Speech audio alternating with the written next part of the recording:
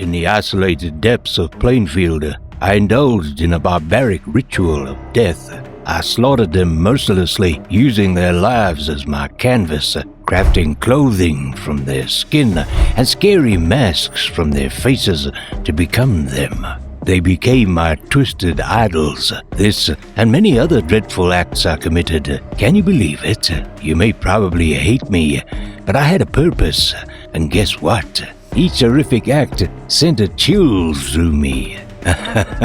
My name is Edward Theodore Gein, or Ed Gein, the Butcher of Plainfield, and this is my life story. Born in Plainfield, Wisconsin, U.S. on August 27, 1906, my family fled to a remote farm, seeking solace away from town chaos. Isolation marked my early years. At the farm, my strict religious mother, Augusta, instilled beliefs that painted women as sinners, except her. This dark perspective shaped my reality. Relationships with women became abominable in my eyes. As I grew, death loomed.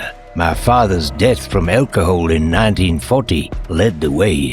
In 1945, our farmhouse burned, sparking whispers that I started the fire that killed my older brother Henry. Loneliness overwhelmed me, worsened by my mother's stroke. I took odd jobs to fund her care, hiding my dark side. Sadly, she too passed in 1945. I just couldn't let go. So, I resorted to preserving her rooms as they were. Fueled by tales of narcissists and carnivals, dark obsessions grew. I began doing the strangest things ever, things I couldn't explain, like wandering through graveyards at night. At night, I found solace among the tombstones of the local cemetery. I started digging up the graves of recently buried women. Their lifeless bodies became my companions in the ghostly stillness of the night. Before I go on, did I tell you how much I adored my mother?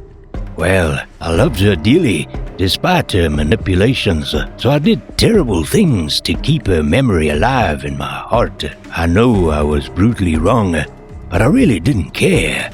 Women are bad. My obsession took a darker turn, so loner boys' grave pleasures grew beyond making clothes and masks from dead corpses. Later, I discovered more horrifying thrills, and yep, I went for it.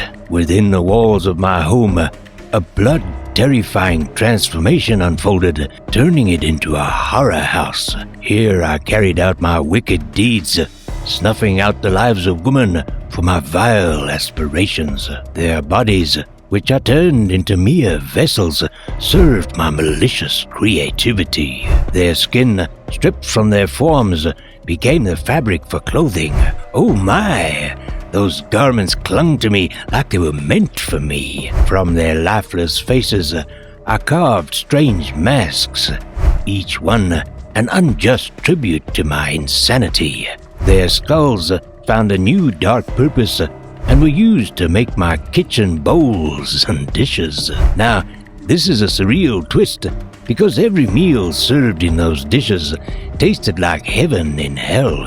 Of course, where I sat deserved its own hell decoration, so my furniture itself was crafted from the very flesh of the deceased I murdered, each piece haunting testimonies to my existence. I was such a detailed, insane human that even the simplest items bore the mark of my madness. I had paper baskets woven from the severed heads of those unfortunate souls. Wait for it. My belts were even made from my victims' nipples. Cruel, right? My home was recreated into an abominable theater of the unimaginable, where my darkest fantasies were given life in the most horrifying of ways. In 1957, my wall of horrific fairy tales came crumbling down. A local store owner, Mrs. Bernice Wooden, was reported missing by her son. He identified the hat-wearing Ed, me, as the last person to be seen with her in the store. The authorities received a warrant to search my farmhouse, And just then, they met their worst nightmare. They encountered one of history's most horrifying crime scenes. Without twists and turns, they discovered all the cannibalistic evidence they needed instantly. Human remains, skin masks, and flesh furniture were all laid bare. I think I'll have to admit, it was a horrific sight. Outside my house, they found Mrs. Wooden's dead body with a .22 caliber rifle hung upside down like an animal. Her body parts were taken out and mutilated. Her head was later found in a sack alongside 4 other heads. When they decided to go inside my house for more searching, they found a house decorated with the body parts of women. Those policemen were so soft, you won't believe it. Some of them broke into tears, and some of them even threw up. I understood though. No normal person can survive that disgusting sight and dreadful stench. They found 4 skulls, masks carefully cut off their faces, and other disheartening sights. I kept every single part of the woman I killed so I could appear like my mother. As expected, I was arrested. It was at that point that I began discovering the grave evil I had committed. I calmly confessed, revealing my obsession with becoming my mother, born from twisted childhood beliefs about women. I recounted my countless murders, though there was never an exact number. In court, psychiatrists and doctors diagnosed me with a chronic mental disorder, schizophrenia, and disassociation, attributing my horrors to loneliness and obsession. I was declared insane and sent to live the rest of my life in mental institutions. My story has left a lasting mark on popular movie culture. It inspired iconic characters, Norman Bates, Leatherface, and Buffalo Bill in classics like Psycho, The Texas Chainsaw Massacre, and The Silence of the Lambs.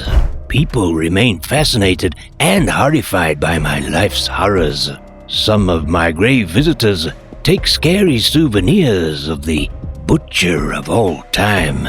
Conclusion: I still remain on the lips of many, but as a ghost of cruelty, I leave behind a legacy of chilling nightmares. My name may fade away, but the echoes of my deadly deeds will forever linger, a warning of the depths of darkness that can reside within us all.